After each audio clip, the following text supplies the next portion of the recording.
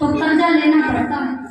कोई भी कार्य करता है किसान को कर्जा लेना पड़ता है, लेकिन सभी अधिकारी लड़ झगड़ करके अपनी पूर्ति करते हैं, लेकिन ये किसान वही का वही रह जाता है।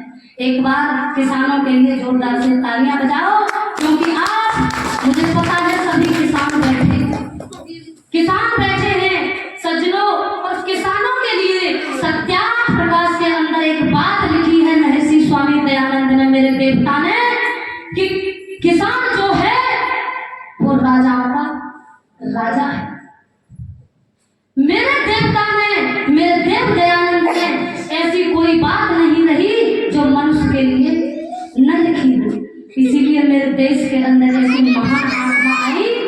हमको सो रहे थे हम, जब एक बार महर्षि स्वामी दयानंद संध्या कर रहे हैं, अपने भगवान के भजन में बैठे हैं और लीन है और एक अंग्रेज अधिकारी आ जाता है और कहता है कि स्वामी जी, दयानंद जी, आप ये क्या करते हो? आप ये इस तरह से क्या करते हो? तो मेरा देव दयानंद कहता है कि मैं भगवान की भक्ति करता हूँ। वो अंग्रेज कहता है जो भारत के अंदर, इस देश के अंदर अंग्रेज 200 वर्ष रहे थे, और आप कहो 200 वर्ष कैसे रहे थे, क्यों रहे थे? अगर उसको मेरे भारत देश के अंदर कुछ नहीं मिला था अंग्रेजों को, तो 200 वर्ष क्यों रहे थे?